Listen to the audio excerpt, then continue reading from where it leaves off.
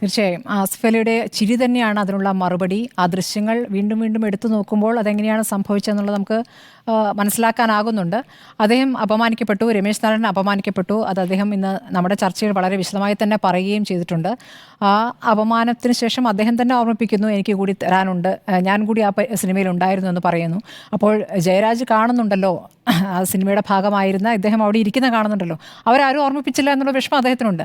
അപ്പോൾ അങ്ങനെ അവിടെ കയറി ചെല്ലുമ്പോൾ, അപ്പോൾ ഈ പുരസ്കാരം പ്രഖ്യാപിക്കുമ്പോൾ ഈ വിളിച്ചു പറയുമ്പോൾ, ആങ്കർ പറയുമ്പോൾ ആസിഫിൻ്റെ പേര് പറഞ്ഞത് താൻ കേട്ടിട്ടില്ല എന്നാണ് അദ്ദേഹം പറഞ്ഞത്. അത് ഒരു പക്ഷേ ചിലപ്പോൾ ശരിയായിരിക്കാം, മയക്കുന്നത് അങ്ങനെ കേൾക്കുന്നത്. പക്ഷേ അടുത്ത് വന്ന് ഈ മൊമെൻറ്റ് കയ്യിൽ വയ്ക്കുകയാണ്, മുന്നിൽ നിൽക്കുകയാണ്, ഒരു ഐ കോൺടാക്റ്റ് ഇല്ല, ഒരു ചിരി കൊടുക്കുന്നില്ല, ഒരു ഷെയ്ക്ക് ഹാൻഡ് കൊടുക്കുന്നില്ല. അങ്ങ് അവഗണിച്ച ശേഷം ജയരാജനെ വിളിക്കുകയാണ് ചെയ്യുന്നത്. അവിടെയാണ് അതിലൊരു കുഴപ്പം പറ്റിയത്. ഇനിയിപ്പോൾ അത് പറയണ്ട, അദ്ദേഹം ഇത്രയും ഖേദപ്രകടനം നടത്തിയ സ്ഥിതിക്ക്. പക്ഷേ അതിനെ ആ സമയത്ത് എങ്ങനെ ആ ഒരു സാഹചര്യത്തെ നേരിട്ടു ആസിഫ് അലി എന്നിടത്താണ് നമ്മൾ ചർച്ച ചെയ്യേണ്ടതെന്ന് തോന്നുന്നു. ആസിഫ് അലി ഒരു മാതൃക, അതാണ് ആസിഫ് അലിയുടെ മാതൃകയാണ് ഏറ്റവും പ്രധാനപ്പെട്ട കാര്യം. ആസിഫ് അലി അത് വളരെ നല്ല ഭംഗിയായി കൈകാര്യം ചെയ്തു. അദ്ദേഹം അതിനുശേഷം അവിടെ വേദിയിലിരുന്ന് എല്ലാവർക്കും പോയി കൈ കൊടുക്കുന്നുണ്ടായിരുന്നു. അദ്ദേഹം വിഷമിക്കുന്നു എന്ന് കണ്ട് അദ്ദേഹത്തെ വന്ന് കൈ കൊടുക്കുന്ന ദുർഗാകൃഷ്ണയെ നമ്മൾ കണ്ടു. അപ്പോൾ ഇത് നമുക്ക് മനസ്സിലാക്കാനായി ഇത്തരം സമയങ്ങളിൽ നമ്മുടെ മുഖമെങ്കിലും വിവരണമാകുമല്ലോ. അങ്ങനെയൊന്നും സംഭവിക്കാതെ ചിരിച്ചുകൊണ്ട് അതിനെ കൈകാര്യം ചെയ്യുന്ന ഒരു സമീപനം ആസിഫ് അലി കാണിച്ചതൊരു മാതൃകയാണ്. പക്ഷേ അതിനുശേഷം നടന്ന കാര്യങ്ങളാണ് ഇതിൽ ഇവർക്ക് രണ്ടുപേർക്കും പങ്കില്ല.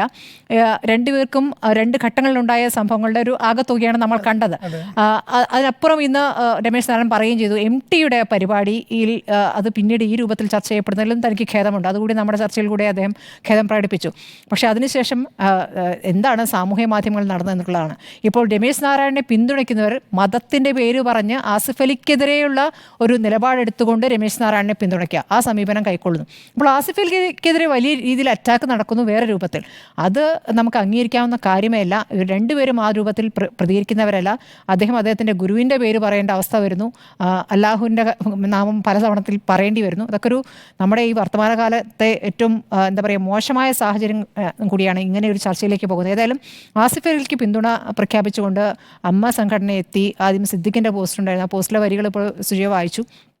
പക്ഷേ ഈ വിഷയം ഇവിടെ അവസാനിപ്പിക്കേണ്ടതാണ്. അദ്ദേഹം ഖേദം പ്രകടിപ്പിച്ച പശ്ചാത്തലത്തിൽ ആസിഫ് അലി അതിനുശേഷവും ഒരു വരി പോലും ഈ വിഷയത്തിൽ പ്രതികരിച്ചിട്ടില്ല, പരസ്യ പ്രതികരണത്തിന് വന്നിട്ടില്ല. അദ്ദേഹം ആ ഫോൺ എടുത്തില്ല എന്ന് പറഞ്ഞു. ഫോൺ എടുക്കാത്ത ആസിഫ് അലി എന്നുള്ള നേരത്തെ കേൾക്കുന്ന ഒരു വിഷയമായതുകൊണ്ട് ആവശ്യമില്ല, അതുമേ ഒരു ചർച്ച ആവശ്യമില്ല എന്നുള്ളതുകൊണ്ട് ഏതായാലും അദ്ദേഹം ഖേദം പ്രകടിപ്പിച്ച പശ്ചാത്തലത്തിൽ ഇത് അവിടെ അവസാനിക്കേണ്ടതാണ്. പക്ഷേ സിനിമാ മേഖലയിലെ യുവതലമുറയിൽപ്പെട്ട പലരും നമ്മളോട് പറയുന്നത് ഈ മുതിർന്നവർക്ക് ഒരു ഈഗോ, ഒരു പ്രശ്നം, പുതിയ ആൾക്കാരോടുള്ള ഒരു ഈഗോ പ്രശ്നം അവർ അനുഭവിക്കുന്നുണ്ട്. അത് സംവിധായകരായാലും സംഗീത സംവിധായകരായാലും ഒക്കെ അനുഭവിക്കുന്നുണ്ട്. നമ്മുടെ ചർച്ചയിൽ പങ്കെടുത്ത ആളും അത് പറയുകയുണ്ടായി.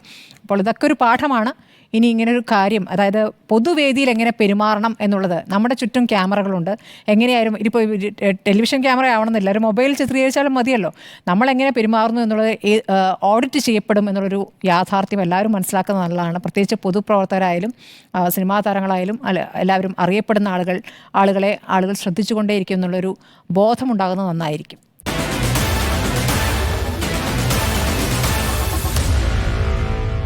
Meet the editors.